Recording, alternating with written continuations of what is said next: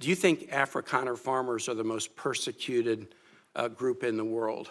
I think those 49 people that came certainly felt they were persecuted, and they've passed every sort of check mark that had to be checked off in terms of meeting the requirements for that. They live in a country where farms are taken and land is taken on a racial basis. Okay. Do you think they're more persecuted than Uyghurs or Rohingyas, or more persecuted than political dissidents in Cuba or Venezuela or Nicaragua, or more persecuted than those who would be threatened should they be returned to Afghanistan by violence by the Taliban? Well, the problem we face there is the volume problem, okay? If you look at all the persecuted people of the world, it's millions of people. They can't all come here. And we had refugee programs. So why prioritize Afrikaner farmers? Well, because it's a small subset, it's a new issue, and the president identified it as a problem and wanted to use it as an example. But that's different from having these refugee programs that were basically spending money to put people up in communities and accommodate them, and it was acting as a magnet. Millions of people entered this country illegally, and today the border is sealed. Let me challenge you, and I'm just going to say for the public, if you want to understand about the, quote, persecution of Afrikaner farmers, go look at the composition of the South African government. Since July of 2024, there's a government of national unity, and the opposition party to the ANC, the Afrikaner Party, the Democracy Alliance, is part of the governing coalition. They joined the governing coalition a year ago, and the leader of that party was given the remit of Agriculture Minister, John Steenhuisen. He is the leader of the former Afrikaner Party, still widely representing Afrikaners. He is the Minister of Agriculture in South Africa right now.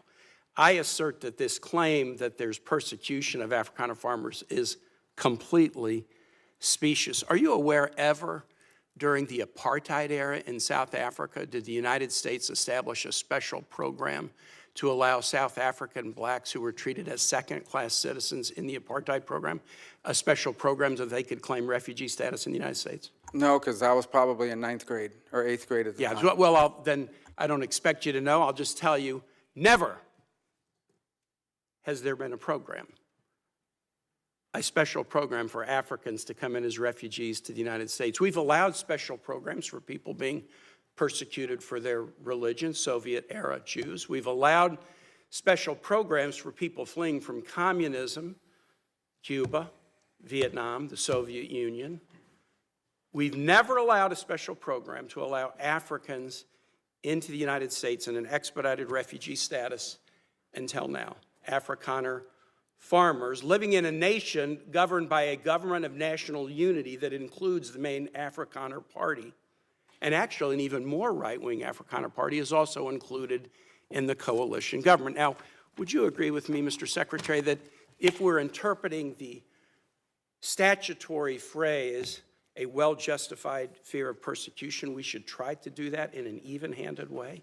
I think we should try to do that in the interest of the national security of the United States. So okay, I agree with you too. We should.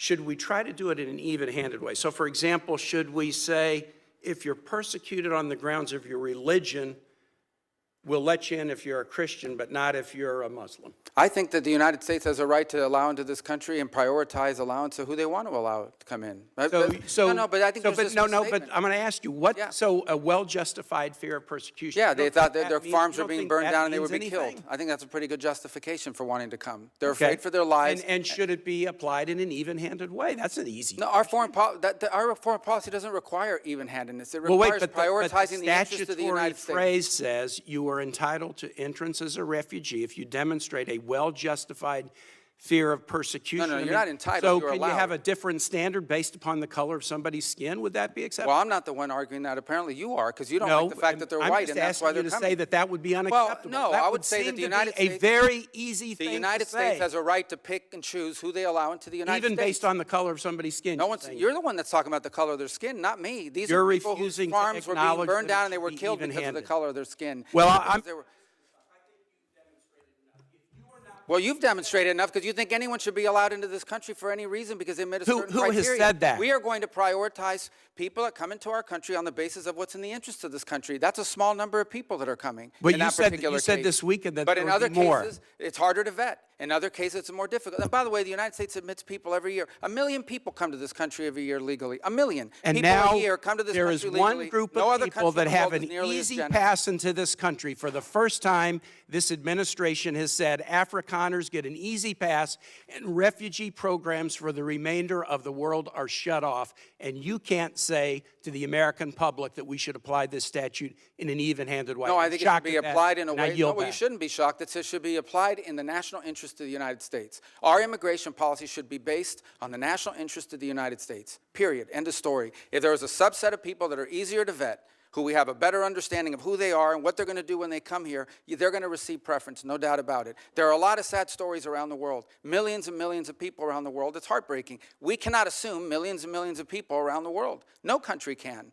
So you have to have a process of deciding who do you prioritize, who do you allow in. We do it all the time. We do it in our immigration system now under our current laws. Unfortunately, it's primarily based on family connection and not on what they're going to contribute to the society from a merit standpoint. That should be changed, but that'll require statutory changes. But the bottom line is, this notion that somehow we have to accept anyone who wants to come to the United States is absurd. No country in the world has an immigration policy like that. And no one is arguing that we should. I yield back, Mr. Chair. Thank you very much.